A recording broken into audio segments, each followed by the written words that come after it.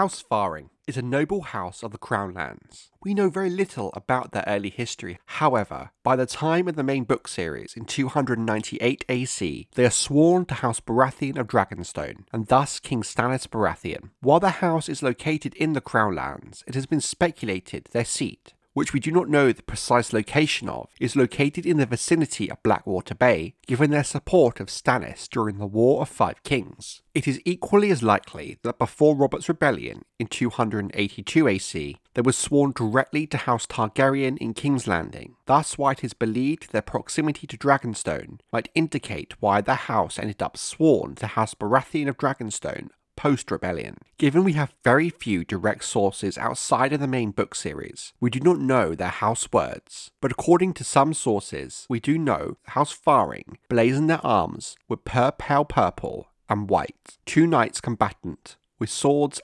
countercharged. There are four prominent members of House Farring we know about to varying degrees. The first is Annara Farring, who was born sometime between 240 and 273 AC. She was the seventh wife of the infamous Walder Frey, Lord of the Twins in the Riverlands, in the time before the start of the main book series in 298 AC. In total, Annara and Walder had 6 children: Arwen, Wendell, Colmar, Walter, Elmar, and Cherie. While they were Annara's first children, Arwen, her eldest, was in fact her husband's 23rd true-born child. We know via Catelyn Stark in A Game of Thrones that her father, Lord Hoster Tully, was invited to the wedding of Annara and Walder, however chose not to attend it, much to the scorn of Lord Walder and House Frey, an insult they would never forget. While the seat of House Frey, the twins, is full of scandal and rumour, given the sheer number of direct descendants of Walder Frey that lived there, there is a particular rumour that Annara may have been having an affair with Lord Walder's great-grandson, Black Walder Frey, causing doubt in regard to the parentage of her children. Annara died before the start of the main books in 298 AC. However, we don't know the exact date of her death. It is likely that it was not long before 298, given that Lord Walder married his 8th wife on his 90th name day, which would have been around the year 298. In the book, it is implied that Walder had married his new wife relatively recently. There are 3 members of House Farring that take an active role in the War of Five Kings, fighting for Stannis Baratheon: Bryen Farring, Gilbert Farring,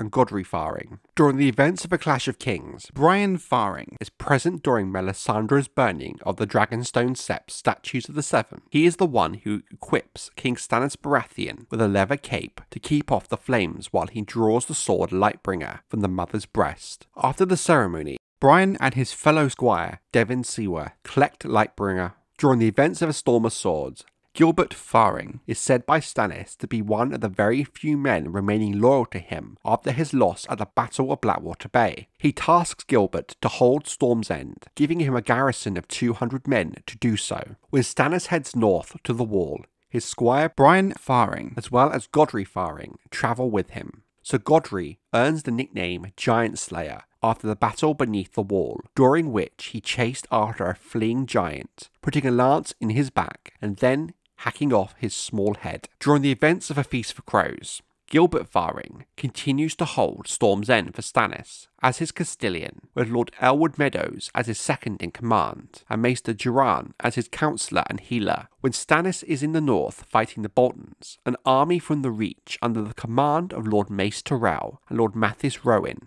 besiege Storm's End. However, when Mace receives news that his daughter, Marjorie, has been arrested by the Faith of the Seven, accused of adultery, he leaves the siege and marches his army back to King's Landing, leaving Lord Rowan to continue the siege with fewer men, but still more than enough to prevent Gilbert trying to break the siege. During the events of A Dance with Dragons, in the practice yard of Castle Black, Godry attempts to goad Jon Snow, the Lord Commander of the Night's Watch, into a fight, but the knight is ignored by him. He's also among the Queen's men in the common room, who witnesses Jon's confrontation with Janos Slynt, and he laughs when Janos refuses to obey the Lord Commander's orders. During the supposed execution of Mance Rayder, Godry rides the horse Mance is tied to and drags him into a cage in which he is supposedly burned by Melisandre. Jon Snow worries that Stannis will marry Val, the wildling princess, to Godry as a reward for his loyalty and service. Godry is among those who march on Deepwood Motte, after which he leads the vanguard of Stannis' army during the march on Winterfell.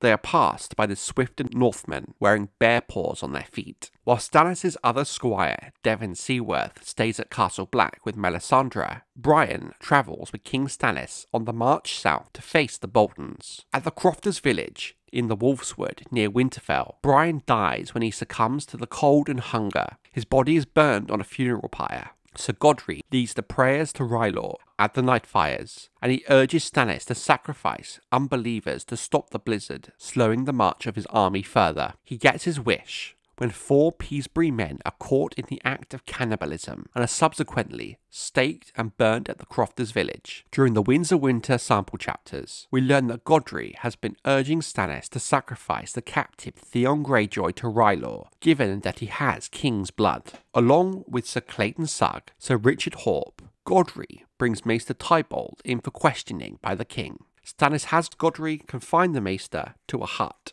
Meanwhile, in the Stormlands, we learn via Halden Halfmaester, who informs Arianne Martell that the Golden Company has taken the Storms End, and that Lord Mace Tyrell's army is descending on the castle from King's Landing. The fate of Gilbert Farring is currently not known.